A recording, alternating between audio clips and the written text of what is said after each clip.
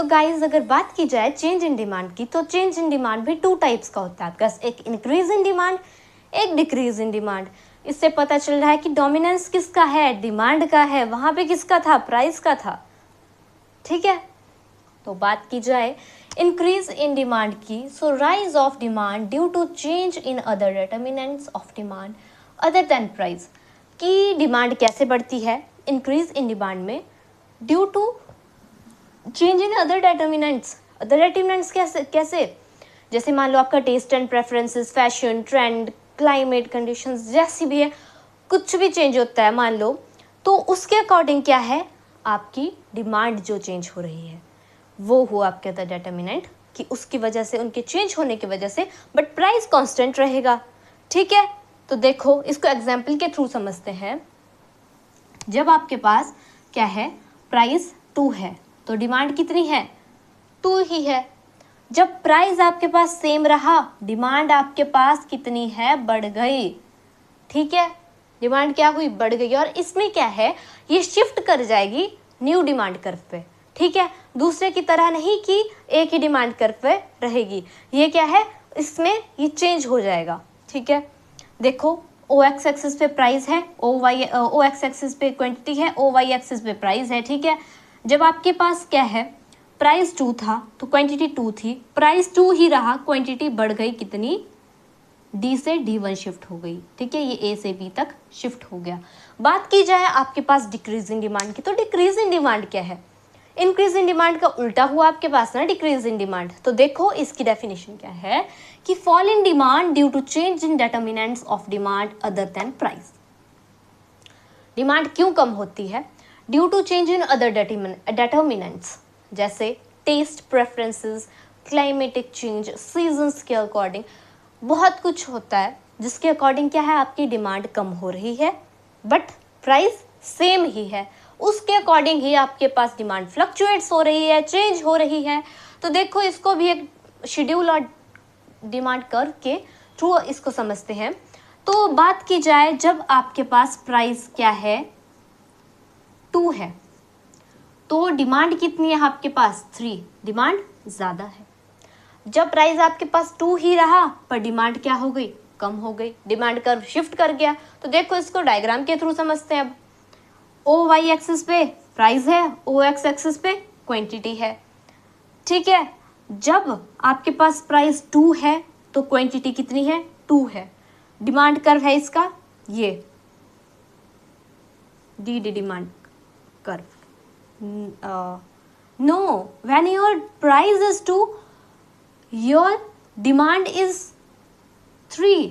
Okay, first condition क्या है, जब आपके पास प्राइस 2 है तो डिमांड क्या है, 3 है। और जब आपके पास क्या है, प्राइस आपके पास 2 ही है तो डिमांड क्या हो गई, आपके पास 2 कम हो गई, 3 से कम हो गई।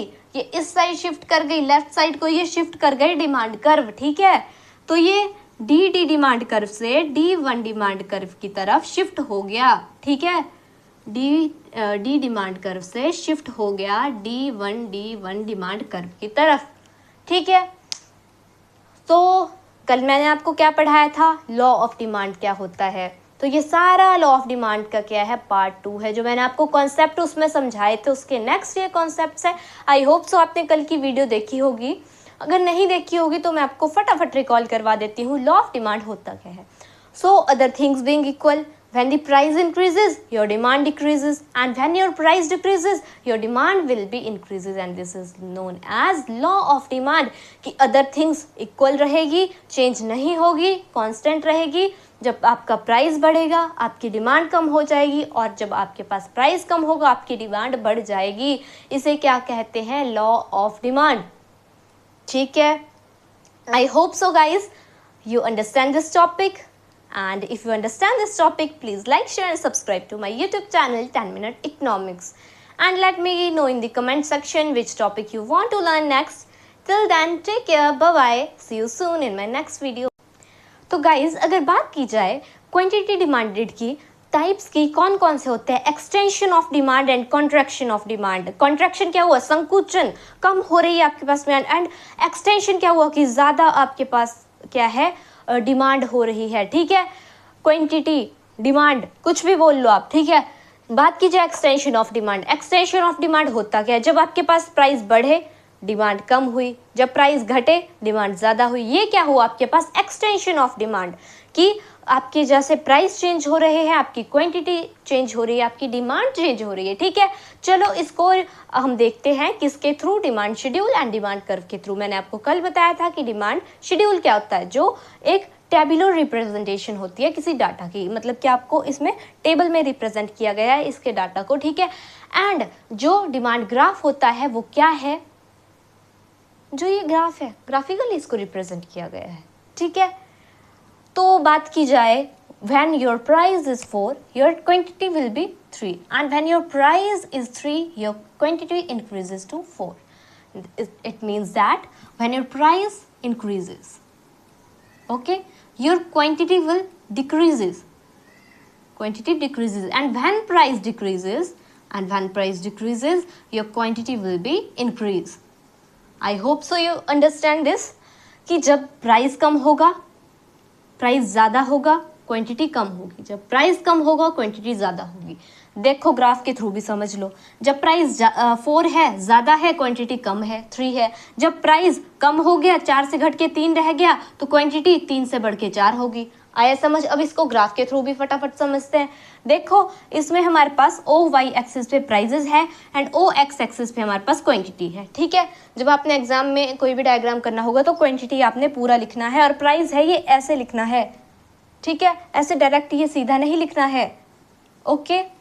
अगर बात की जाए कि जब आपके पास प्राइस देखो 4 है, क्वांटिटी कितनी है? 3। जब प्राइस आपके पास कम हो गया तो क्वांटिटी क्या हुई? बढ़ गई, 3 से 4 हो गई, हुई ना आपकी।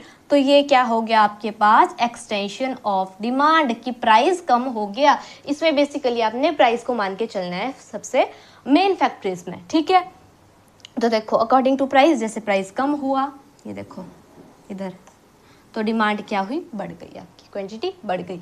उसके अपोजिट बात की जाए कॉन्ट्रैक्शन ऑफ डिमांड की, ये बिल्कुल एक्सटेंशन ऑफ डिमांड के अपोजिट है, ठीक है। इसमें क्या होगा? जब प्राइस कम होगा, पहले क्या लिखेंगे हम इसमें? हमने, आप तो सोच रहे होंगे कि ये दोनों तो सेम ही लग रहा है, डिफरेंस क्या है इसमें?